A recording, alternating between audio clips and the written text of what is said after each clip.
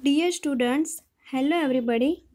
Myself Deepika Prajapati from Computer Department. Let's we study about today's topic is that array.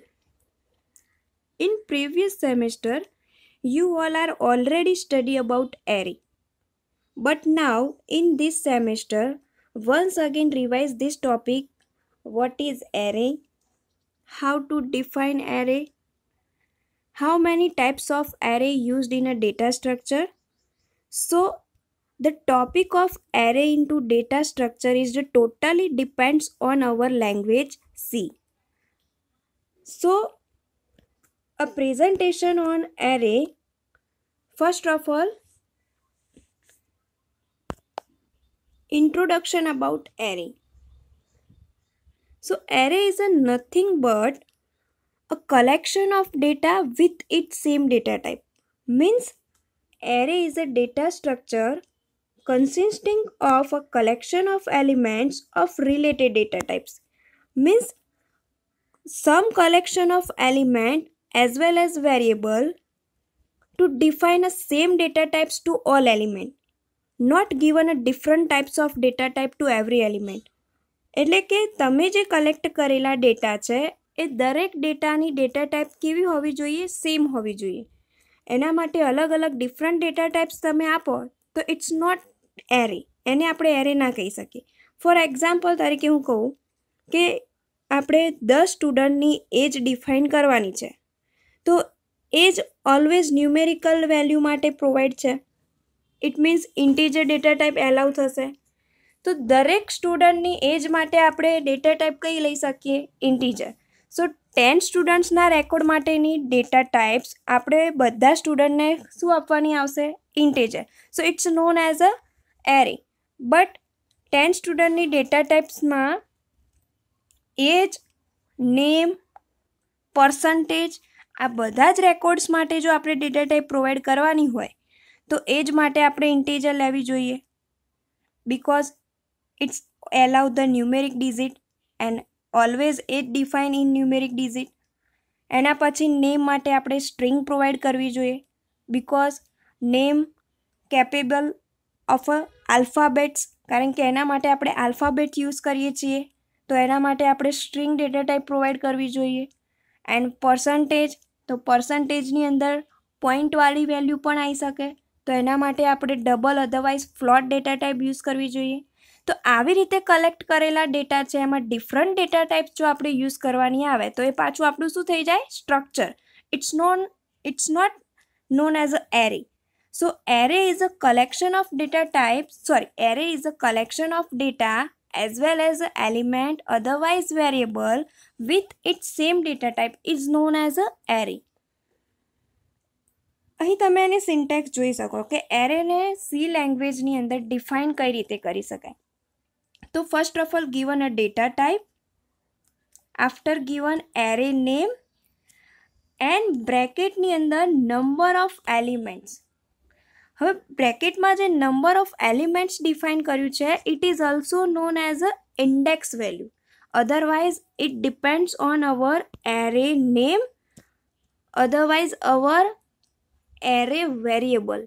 એટલે કે તમે જે variable define કરો છો એની ઇન્ડેક્સ વેલ્યુ આપણે ક્યાં આપવાની હોય છે? બ્રેકેટની અંદર.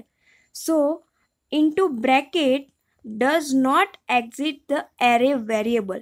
બ્રેકેટ છે એ એરે વેરિયેબલને એક્ઝિટ કરી શકતો નથી. એમાં આપણે ઓલમોસ્ટ કયું ડિક્લેર કરવાનું આવે છે? Number of elements, otherwise it's index value is known as subscripted value. No limits on dimension of array.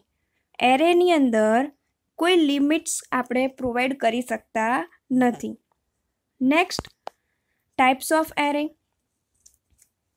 So first of all types of array is a one dimensional array. One dimensional array આપણને શું provide કરશે? કે single Digit, it means કે તમારી એક જ line સ્પેસિફિકેશનની અંદર એરેની વેલ્યુ ડિફાઇન થઈ જશે. So array size must be integer constant greater than 0 with valid data type. One dimensional array declare with data type first of all declare a data type, then given a variable name as well as array name, and into bracket means a pair of square bracket જેમાં આપણે શું define કરીશું, single dimensional array value, not a variable value, sorry not a variable. અહીં આપણે શું declare કરવાનું છે, વેરિયેબલની વેલ્યુ, વેરિયેબલ ડિક્લેર કરવાનું નથી.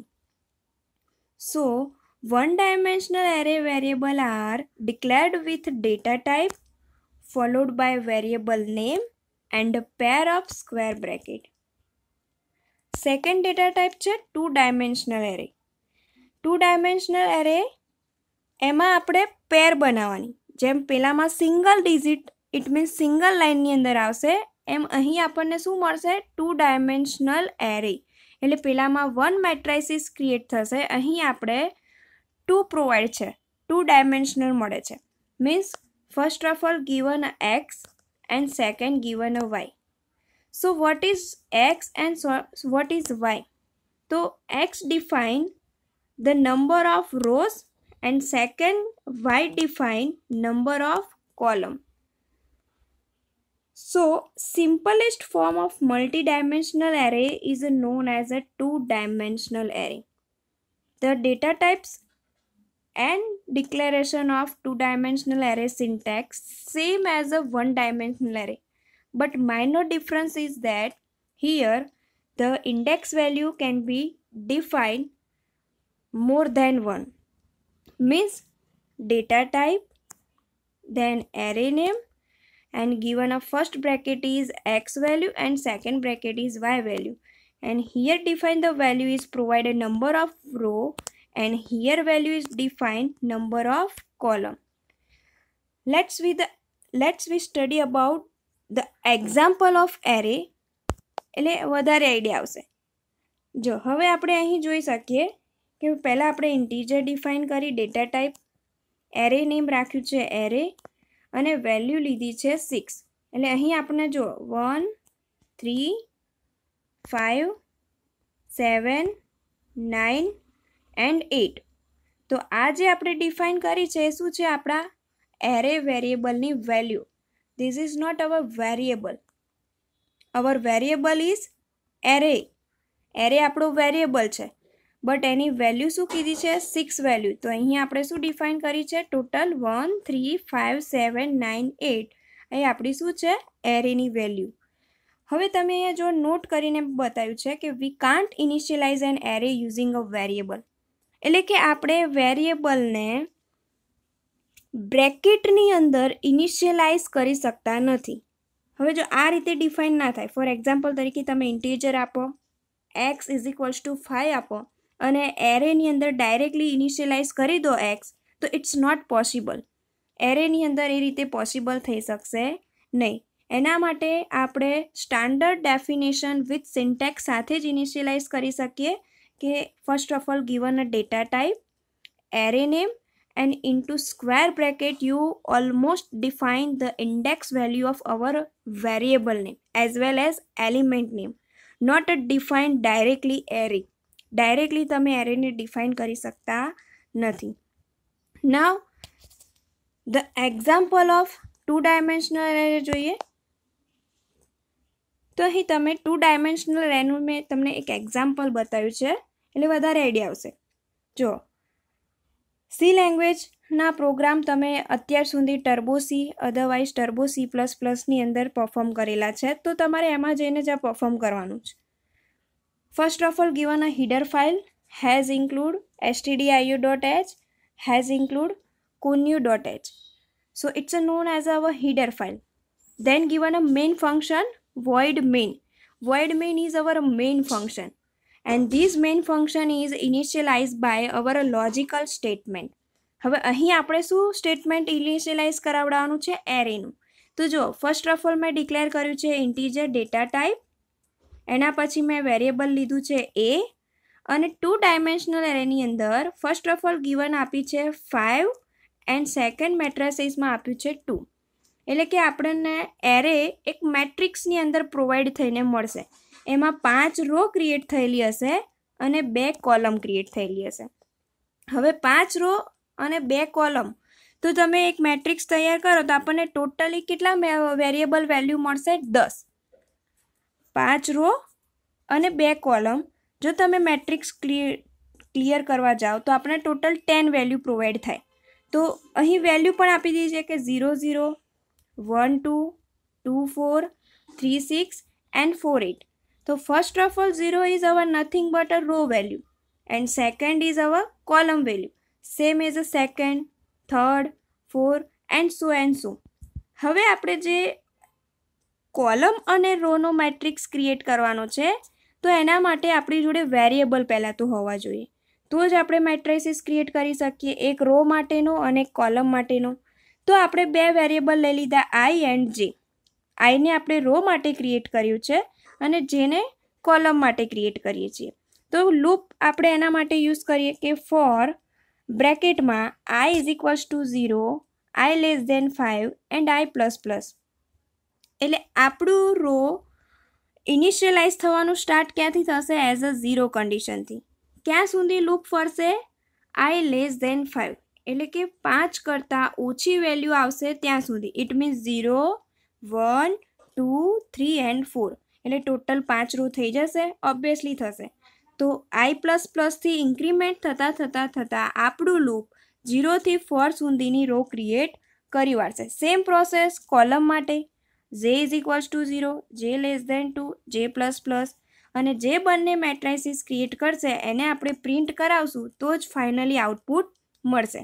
સો એને આપણે મોડ્યુલો ડી સાથે બોથ વેરિયેબલને પ્રિન્ટ કરાયા પછી ગેટ ch આઉટપુટ માટે આપણે ગેટ ch ફંક્શન યુઝ કરીએ છીએ અને બાજુમાં તમે જોઈ શકો છો કે એનું આઉટપુટ આપણને ટોટલ 10 વેલ્યુમાં પ્રોવાઈડ થયું છે. Get ch function output create થયા પછી સ્ક્રીનને હોલ્ડ કરી રાખવા માટે છે, જેથી કરીને તમારું આઉટપુટ મિસિંગ ના થઈ જાય એટ ધ સ્ક્રીન પરથી. So this is over the એક્સેસિંગ 2-dimensional array element example. Hope so તમને બધાને array declaration, how to declare array, introduction of array and how many types of array into data structure, it is the same concept and it's based on our language of C. એમાં કોઈ changes નથી. જે તમે પહેલાં array study કરીને આવ્યા છો એ જ એરે અહીંયા આપણે સ્ટડી કર્યું છે. So dear student, write down in your notebook this question, how to declare array, introduction of array and types of array with example. So first of all question the 1-dimensional array with example and 2-dimensional array with example. આટલા question તમારી assignment નોટબુકની અંદર write down કરી દેજો. Thank you.